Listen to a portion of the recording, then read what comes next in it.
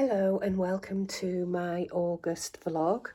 We are not quite in August yet, we are in the last couple of days of July, which is when I usually start my vlog. And I thought I would begin my vlog with showing you a couple of my ancestor altar and Avalonian goddess healing altar I have I've reorganised. So this is my Avalonian altar. In other videos, you'll have seen it. I've slightly switched it around and had a good tidy up.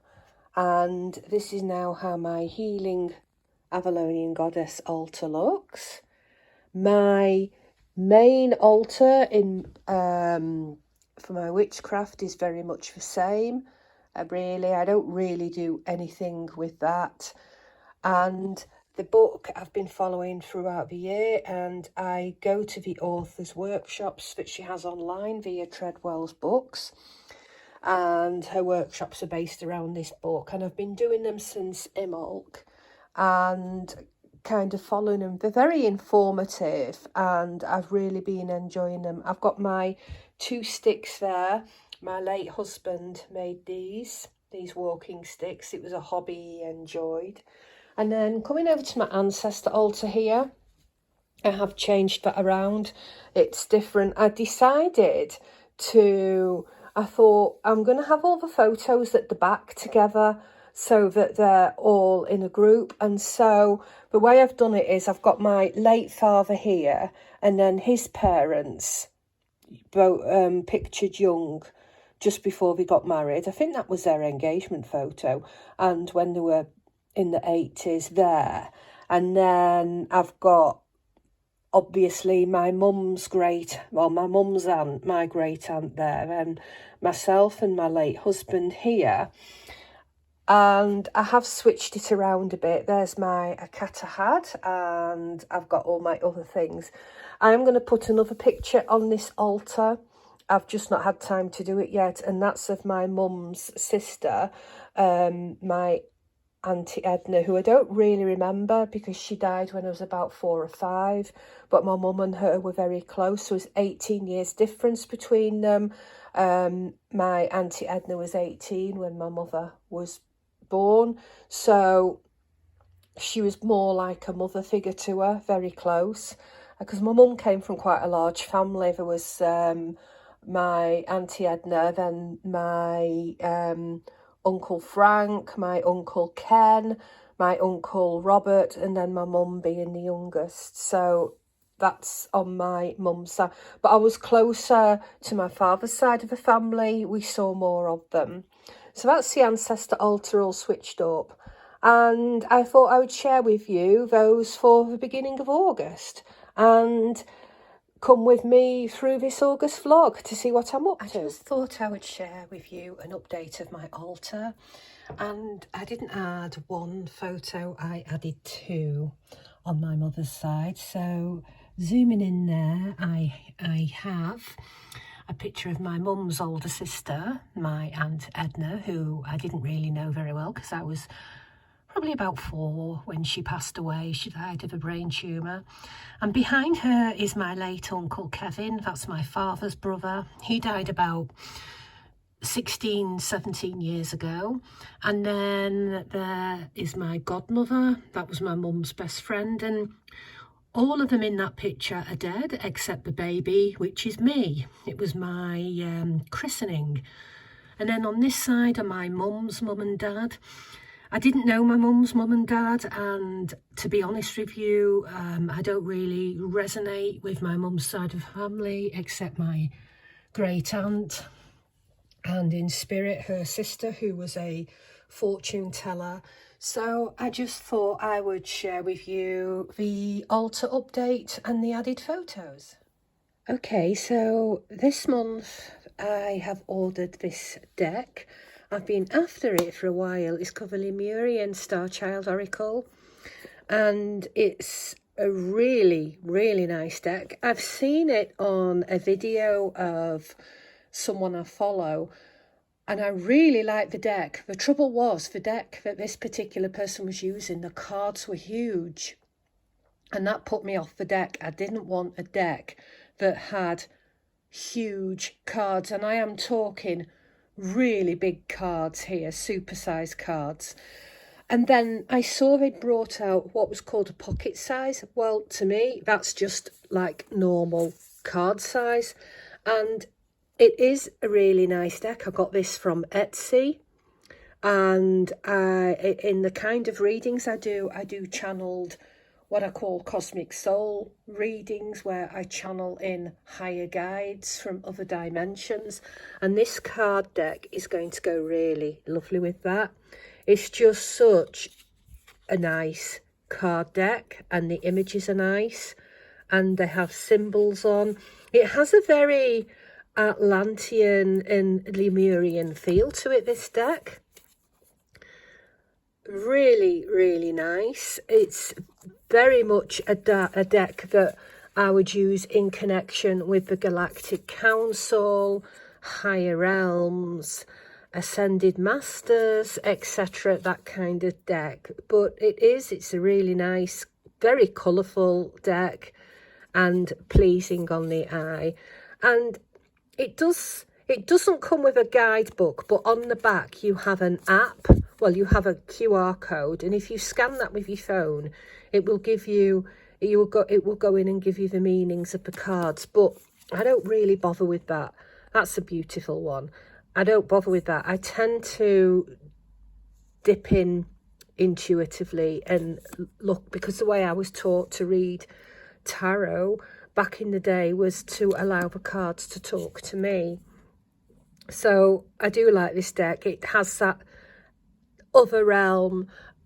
I'm not, when I say other realm, I'm talking kind of the realms beyond spirit and dead people. I'm talking about ascended masters and galactic council, etc.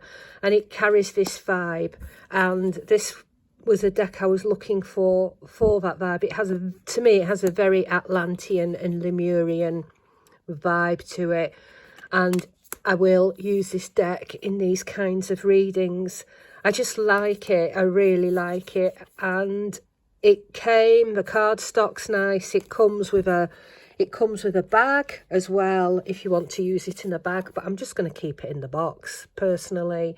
But it's beautiful. It really is a nice deck, and I think it's about £17. I can't remember.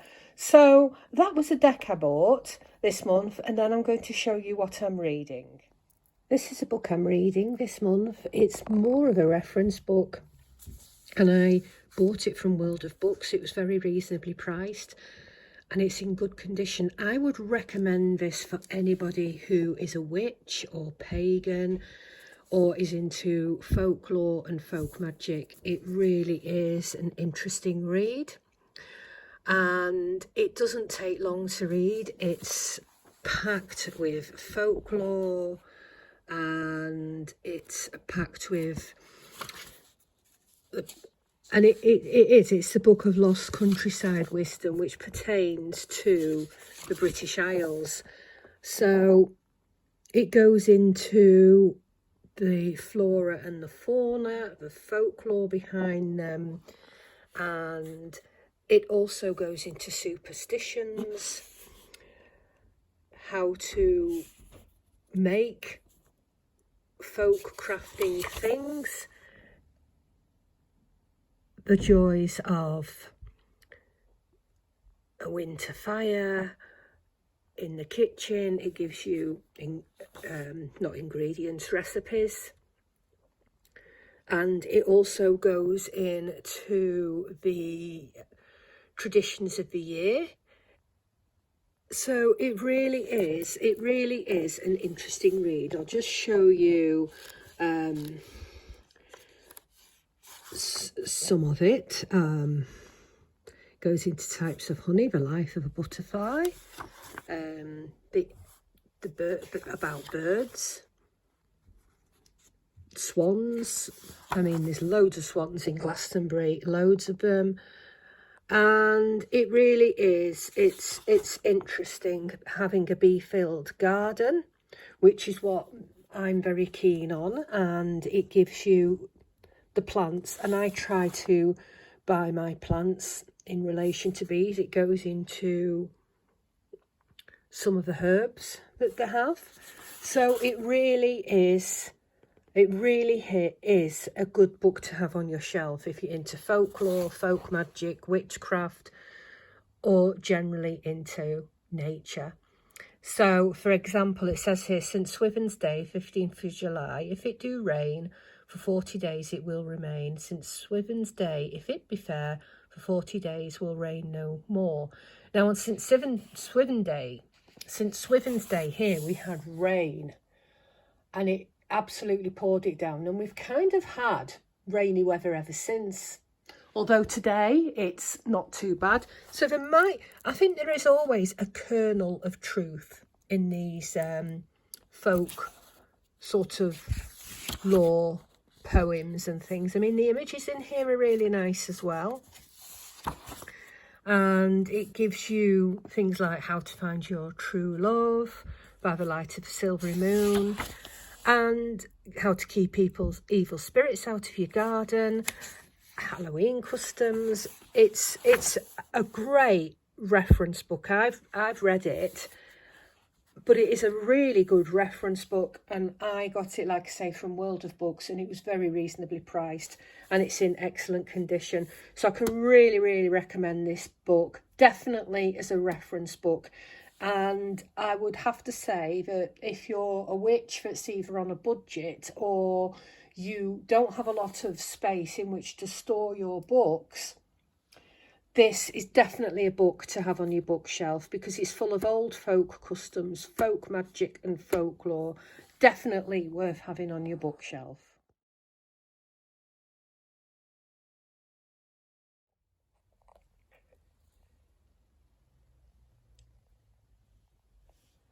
Lammas blessings to everybody. I'm now going to do a short Lammas ritual.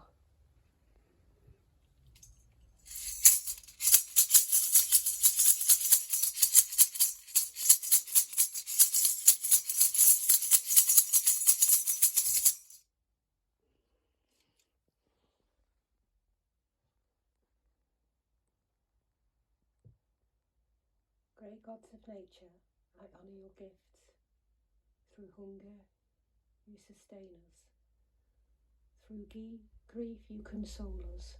Through life, you nurture us. Without honour or reward, on this night, I remember you.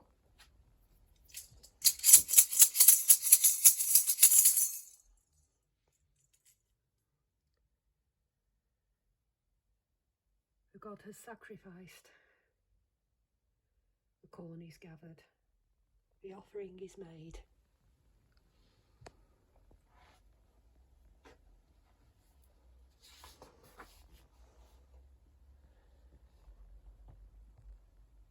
And the earth yields her own gifts of growth, until the grain is sacrificed again.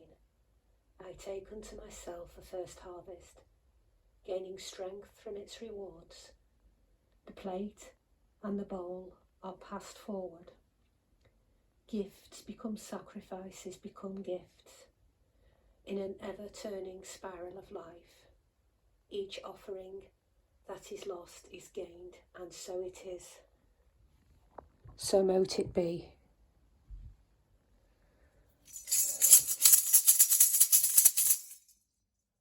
Deities of nature, we are blessed for this Lammas.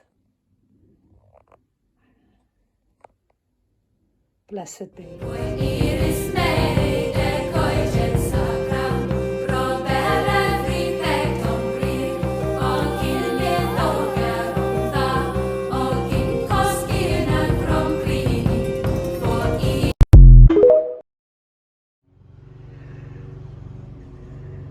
Okay, so this is August's garden, and I have some sort of salad greens growing there.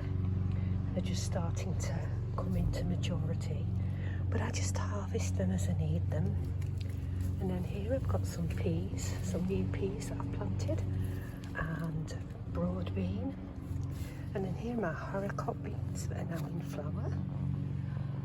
And once the flowers have gone, they can be harvested once they go into seeds. And then I've got my tomatoes here, and as you can see, they're not quite ready yet, but there's full of tomatoes. There's a red variety and an orange variety here, and they're absolutely chock-a-block with tomatoes.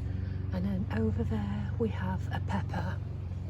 So that's the vegetable side. It's much more reduced than it was in the earlier spring. And then I've tidied up the patio here, and there's a mixture here of herbs and just annual flowers. So I've got hyssop there, which is perhaps dispersed sage,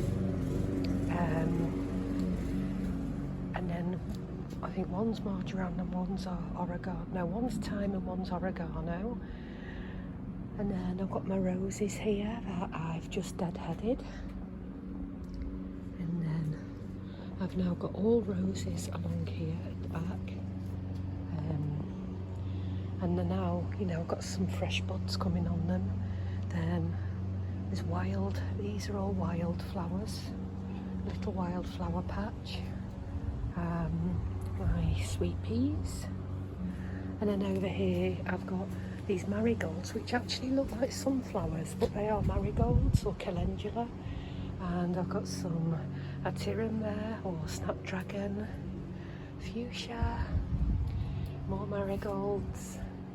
I have jasmine, more marigolds, and then that pinky purple one is a snapdragon. So the garden is looking good. I mean, I always find the peak of summer to be about sort of late June, early July, and then things start to go past the best. I have been to the garden centre and there's not a lot in there now, but I've replaced some of my annuals I had here, and I've moved some over to that side, like the atyrum, snapdragon, and the fuchsia. They're now over there to be replaced by roses and herbs. So this will be the rose and herb section. As annuals die off, they're replaced by roses. And I've got a huge mint there and some chives. So all in all, I'm quite pleased with how it's looking, and that is the garden for August.